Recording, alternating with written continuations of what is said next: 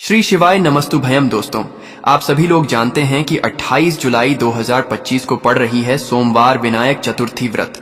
दोस्तों, यह जो सोमवार है श्रावण महीने में पड़ने वाला सबसे बड़ा सोमवार है, क्योंकि आषाढ़ महीने के बाद सावन का सोमवार पड़ रहा है, जिसका बहुत ही बड़ा और विशेष महत्व होता है। और ऐसा दिन पूरे साल में सिर्फ एक ही बार आता है। और दोस्तों, आप सभी लोग जानते हो कि सोमवार का अगर सबसे बड़ा कोई उपाय है तो वह 7 दूर्वा वाला उपाय है। तो दोस्तों, इस सावन के सोमवार विनायक चतुर्थी व्रत के दिन आप लोगों को इस 7 दूर्वा वाले उपाय को जरूर करना है। बहुत सारे लोग होंगे जिन लोगों ने इस उपाय को ना किया हो, मतलब पूरा साल निकल गया, उन्होंने किसी भी दिन दोस्तों आपके पास एक आखिरी मौका बचा हुआ है, जो कि 28 जुलाई विनायक चतुर्थी व्रत के दिन है। तो इस दिन आप लोगों को इस वाले उपाय को जरूर कर लेना है। भले ही आपने पूरे साल भर इस उपाय को ना किया हो, पर अगर आपने इस श्रावण महीने के सोमवार चतुर्थी के दिन अगर इस वाले उपाय को कर लिया तो आपको इस उपाय को करने का वह फल मिलेगा जिसकी आपने कभी कल्पना भी नहीं करी होगी। इसीलिए आप लोग इस वाले उपाय को एक बार जरूर कर लेना, ताकि आप लोगों के हाथ से यह मौका ना जा सके और आपको इस उपाय को करने का फल मिल सके। दोस्तों, यह उपाय पंडित जी ने अपनी अभी की ही शिव महापुराण की कथा में बताया है, जिस उपाय को आज हम आपको बहुत अच्छे से समझाने वाले हैं।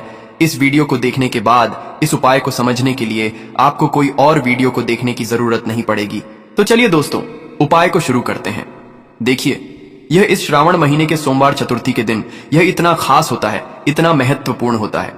देखा है, कभी कभी बड़े बड़े पूजा पाठ अनुष्ठान से जो मनोकामना पूर्ण नहीं होते, वह श्रावण महीने के दिन एक छोटे से उपाय करने से आपकी मनोकामना पूर्ण हो जाती है। और बहुत सारे लोगों ने इस उपाय को किया भी है और उनको इस उपाय को करने का फल भी जरूर मिला है।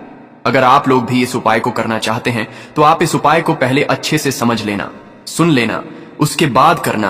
आपको इस उपाय का फल जरूर मिलेगा। और इस उपाय को कर लेने से आपके घर में चाहे किसी भी प्रकार की दुख और समस्या क्यों ना चल रही हो, आपको उसका कारण भी नहीं पता है कि भाई ये समस्या किस कारण से चल रही है, उसका कुछ भी कारण हो सकता, जैसे पितृदोष हो सकता है या किसी भी तरह का मंगल दोष भी हो सकता है। तो इस दिन आप लोगों को ये वाला उपाय कर लेना है। यह एक ऐसा उपाय है जिस उपाय को अगर किसी विशेष दिन पर किया जाए तो भाई उस विशेष दिन का जो है वह तो हमें मिलता ही मिलता है, पर हमने उस दिन पर इस उपाय को किया है तो हमें उससे भी बड़ा फल मिलता है, और फल बहुत जल्दी मिलता है, क्योंकि आप इस उपाय को बहुत ही बड़े और विशेष दिन पर कर रहे हो। तो चलिए अब उपाय के बारे में बात करते हैं, लेकिन उससे पहले आप लोगों को यह जानना आवश्यक है कि आखिर यह उपाय किस समय करना है, किसको करना है और कैसे करना है। तो चलिए हम आगे आपको वीडियो में एक एक करके बता देते हैं। तो दोस्तों, इस 7 दूर्वा वाले उपाय को हमें इस सोमवार चतुर्थी के दिन कैसे करना है, किसको करना है, किस समय करना है और कहां पर करना है, ये सारे सवालों के जवाब आपको इस वीडियो में मिल जाएंगे। और जो ये वीडियो देखेगा भाई, उसको दूर्वा वाला उपाय जरूर करना चाहिए, क्योंकि इस दिन दूर्वा का भी बहुत ही बड़ा और विशेष महत्व होता है। और जब बात आ जाए 7 दूर्वा की, तो यह सोने पर सुहागा वाली बात हो जाती है, और यह एक बहुत ही बड़ा उपाय हो जाता है इस सोमवार का।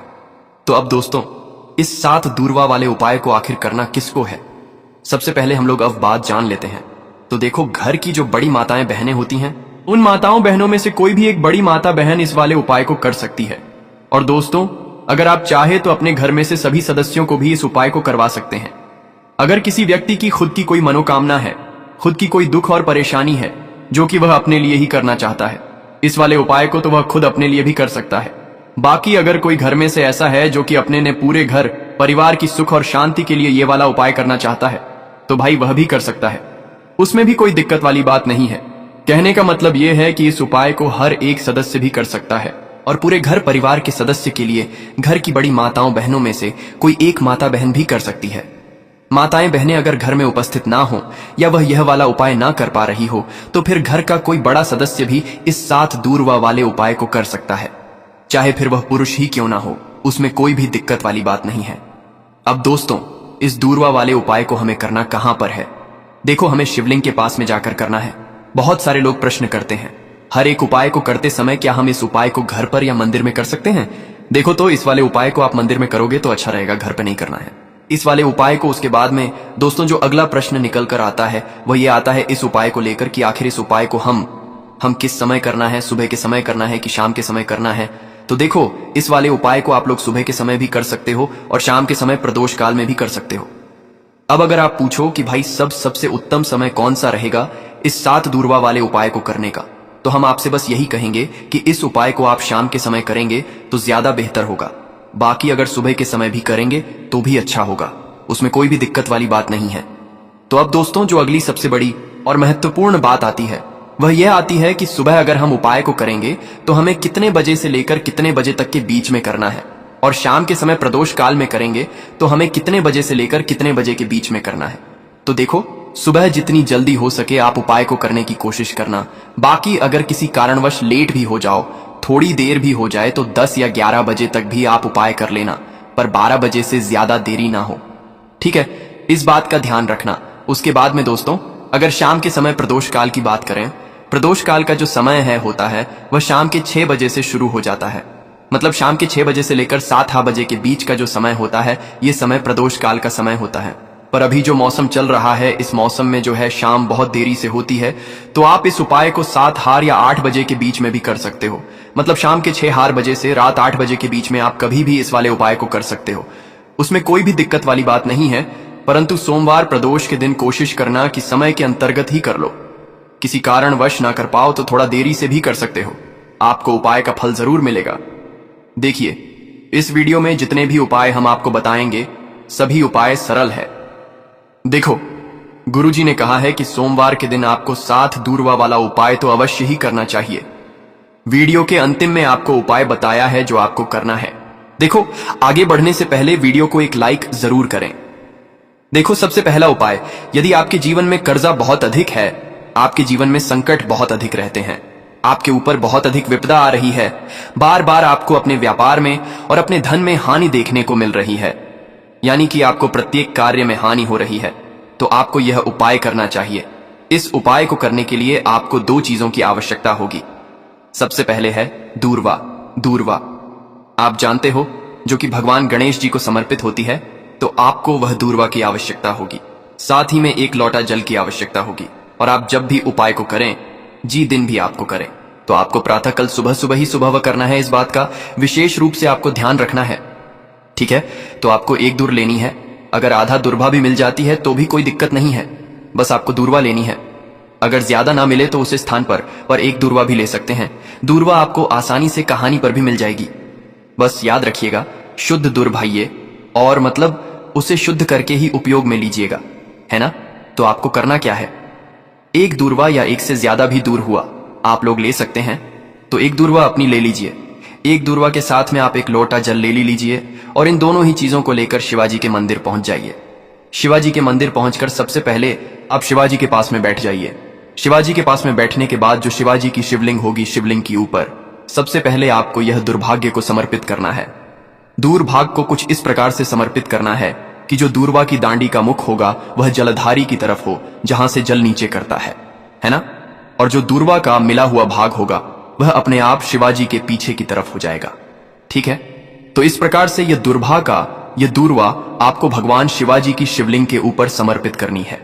और जो 1 लोटा जल आप अपने साथ लेकर आए हैं, इसी दूर्वा के ऊपर भगवान शिवाजी की शिवलिंग के ऊपर एक धारा से आपको समर्पित कर देना है। ठीक है, अब यहां पर देखने बात यह है कि यह उपाय इस व्यक्ति को करना है व्यक्ति की नौकरी ग रही हो, जो व्यक्ति परीक्षा में पास होना चाहता हो, तो इस व्यक्ति को अपने हाथों से इस उपाय करना है, तभी उपाय कम करेगा। ठीक है, इस उपाय को करने के बाद आपको 3 महीने उपाय आपको कब तक करना है, जब तक कि आपकी नौकरी ना गजाए। जब तक आप इस उपाय को नियम के साथ करो, आपकी नौकरी जरूर लगेगी। अब बात करते हैं दूसरे उपाय के बारे में। तो देखिए, दूसरे उपाय जो है, देखिए, इस उपाय के लिए आपको मात्र 1 लौंग का जोड़ा लेना है, यानी कि 2 फूल वाली लौंग लेनी है। साथ में आपको मात्र थोड़ा सा शहद लेना होगा और इसी के साथ में आपको तांबे के पात्र के अंदर शुद्ध जल लेना होगा। अब देखिए, इन सभी सामग्रियों को लेकर के आपको भगवान शिव के मंदिर में पहुंच जाना है। देखें, यह उपाय आप सुबह से लेकर शाम तक कर सकते हैं।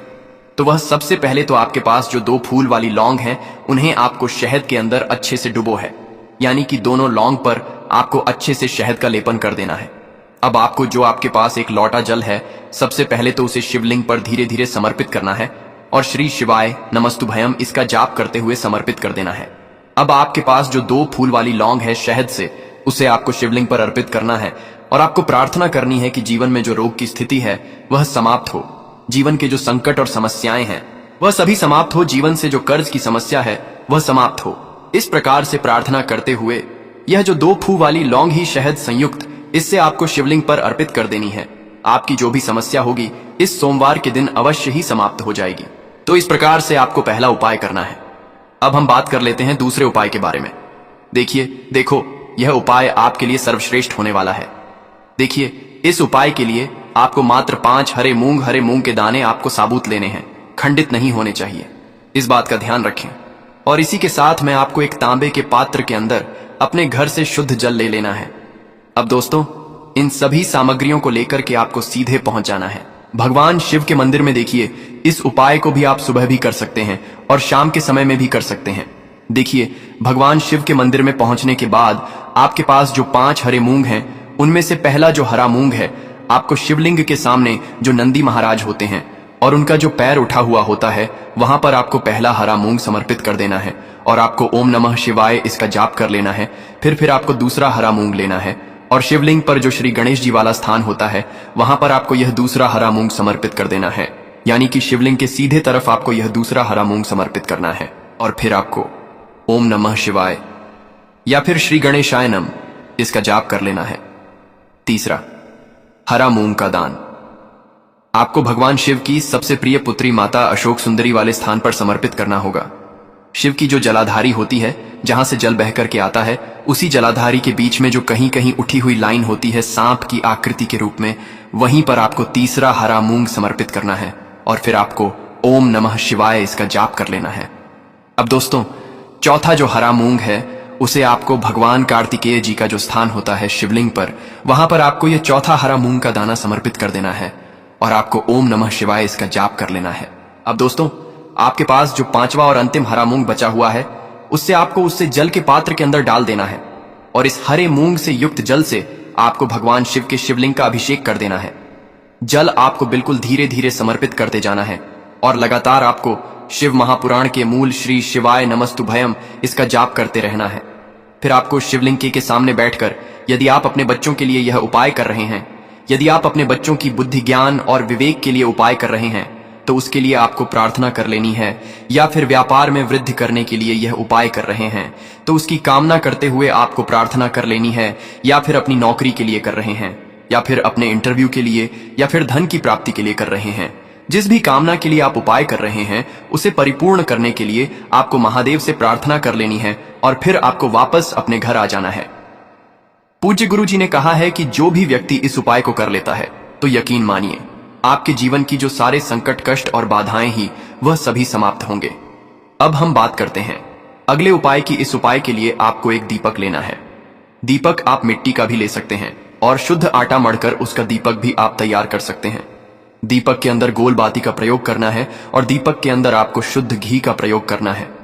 इसी के साथ में आपको मात्र एक फूल वाली लौंग लेनी होगी। अब यह एक दीपक और एक फूल वाली लौंग लेकर के सीधा आपको पहुंचना होगा बरगद के वृक्ष के वहां पर। देखिए, सबसे पहले तो आपके पास जो एक फूल वाली लौंग है, उससे आपको बरगद के वृक्ष की जड़ में समर्पित करना है। देखिए, अगर आपके जीवन में कोई भी बड़ा संकट आने वाला है, कोई भी बड़ा कष्ट आने वाला है, तो वह इस उपाय के माध्यम से दूर होने वाला है।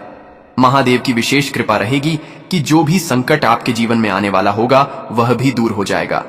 तो आपको एक लंग समर्पित करनी है बरगद के वृक्ष की जड़ में और वहीं पर आपको जो है गोल बाती वाला दीपक जो आप लेकर के गए हैं, उससे भी वहां पर प्रज्वलित कर देना है, वट केयर करते हुए।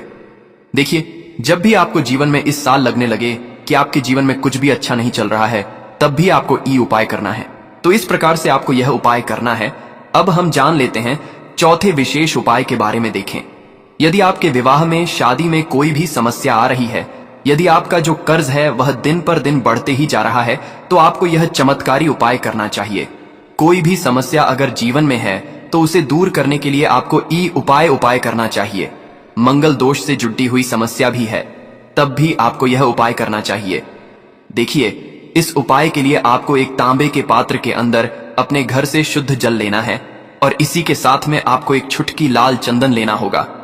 अब आपको क्या करना है कि जो लाल चंदन आपने लिया है, उसे आपको उससे जल के पात्र के अंदर डाल देना है और यह जल्द जो है आपको लाल चंदन से युक्त तैयार कर लेना है। और यह लाल चंदन से युक्त जल आपको भगवान शिव के मंदिर में लेकर के पहुंचना है। लेकिन यह उपाय भी आप सुबह से लेकर के शाम तक कर सकते हैं।